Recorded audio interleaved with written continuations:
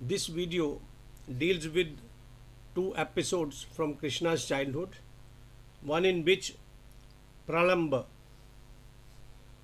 a demon, tries to abduct Balaram. The other one relates to Krishna swallowing a conflagration to save Vrindavan. It begins with a description of the Vrindavan village in summer season when the heat is unbearable. In spite of that, in the greens of Vrindavan, the temperatures were cool because of extensive vegetation. They knew something of their ecology at that time. The flowers bloomed and the trees bore fruit, as if Vasant was lingering and did not want to go away because Ram and Balaram were in residence. The shrill drone of the cicadas was overpowered by the melodious gurgle of the waterfalls. The falling water produced a soothing cold spray, a source of comfort to passerby. The trees were bright green as if painted in rich deep colors. The forest floor, the Rishi continues to tell, was covered with velvety grass although it was summer. The winds that blew caressing the surface of the rivers, waterfalls and ponds carried the fragrance and the pollen of the new and the old blossoms of champa, mogra, juhi, chameli, tulsi, keora and the pink, red, yellow and white blue lotus growing in abundance in the ponds.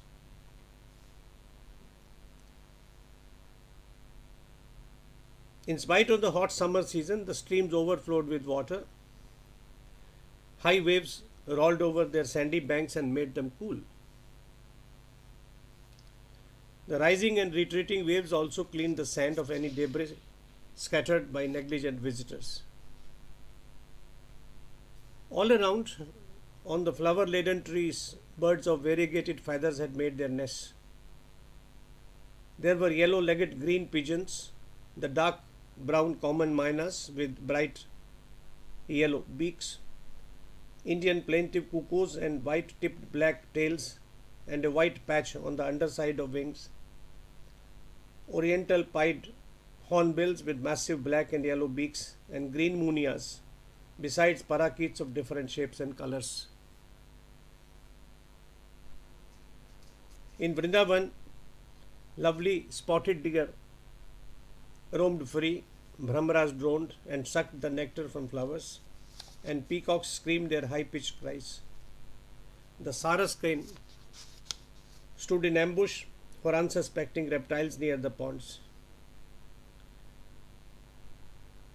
The poet continues, one fine morning they were joined by Sham Sundar and the fair-complexioned Balaram, accompanied by their friends dressed in new leaves, peacock feathers, marigold garlands, their faces and with creepers painted on them. The young urchins formed groups and danced in glee. Holding hands, they moved in circles, singing songs. A few were busy thumping their thighs and wrestling with each other. Some of them sang folk songs they had learnt from their elders. When Krishna danced, the cowherds played on flute, mridang and horn. Krishna and Balaram with their curly tresses danced holding hands, moving in circles like a potter's wheel. They competed in long jump, high jump or throwing rocks. They formed teams and had tug of war matches. Krishna played on his flute when the other cowherds danced. At times Balaram and Krishna played hide and seek with their friends. Sometimes one of the boys ran while others chased him. The young boys tried to fly, aping the birds in the sky. They imitated animal movements and sounds. They leaped about on all fours like frogs. They croaked like frogs and laughed at each other's abilities to sound like animals. Mark the descriptive detail of the flora, the fauna, the animals, the birds. The boys made faces at each other in friendly contests. An asura by the name Pralamba appeared on the scene one morning. He was dressed like any of the cowherds. He came with the intention of abducting both Krishna and Balaram. Krishna could see through his disguise, but he kept his counsel. Rather, he devised a new game. He said to the assembled cowherds, "Dear friends, we shall divide into two groups of equal numbers. One will be led by me and the other by Balaram. Firstly, the numbers, one group will ride on the backs of the others and will be carried to the banyan tree one can see from afar. Later, the other group will ride." Playing this game, the teams reached the water tree for the third time. On return, Balara's teammates were riding the team led by Krishna. Sri Ram was riding Krishna and Bhadrasen carried Vrishabha. Pralamba had Balaram on his back. Running some distance, Pralamba deliberately overshot the starting line and continued at a faster speed. I have included a Pahari miniature describing the scene in detail. It's a pleasure to the eye.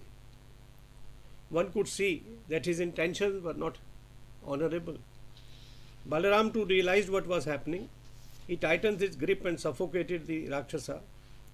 Pralamba stopped short and changed his aspect into that of an asura, with flying hair, a frightful face, bloodshot eyes, ugly pointed teeth, large limbs, gold necklaces on dark skin, and hefty muscles. The fair complexioned Balaram looked quite handsome, riding the black and ugly mass. At first, Balaram was shocked because Pralamba was flying upwards like a thief carrying his stolen load on his shoulders. Gathering his innate strength, Balaram hit the asura's skull with a forceful fist. The crushing blow shattered Pralamba's skull. The Rakshasa lost consciousness, vomited blood, made a terrible noise, and like a mountain hit by Indra's thunderbolt, hurtled to death on the earth below. On another occasion, while the cowherds were occupied with their games, the cows wandered off into a dense forest in search of greener pastures. Krishna and the boys finished their games and found the animals missing. Ultimately, they tracked them, following the hoof marks and traces of partially chewed grass. By now, it was late evening. All of a sudden, there was a conflagration in the dry forest. Soon the fire spread to several trees. A summer dust storm further aggravated the flames. A large number of birds and small animals were singed to death. As always, the cowherds prayed to Krishna for help. They were not aware of his reality and power. However, they believed that he alone could relieve their distress. He calmed their fears and said, "Shut your eyes. Shed your fear." They obeyed and shut their eyes. Krishna assumed a gigantic celestial form and sucked in the devastating flames into his mouth. In a short while, the fire died down and the atmosphere turned cool. The cowherds opened their eyes. They found Krishna smiling and playing on his flute. In the late evening, everybody returned home as if nothing had happened. Om Namo Bhagavate Vasudevaya. Om Namo Bhagavate Vasudevaya.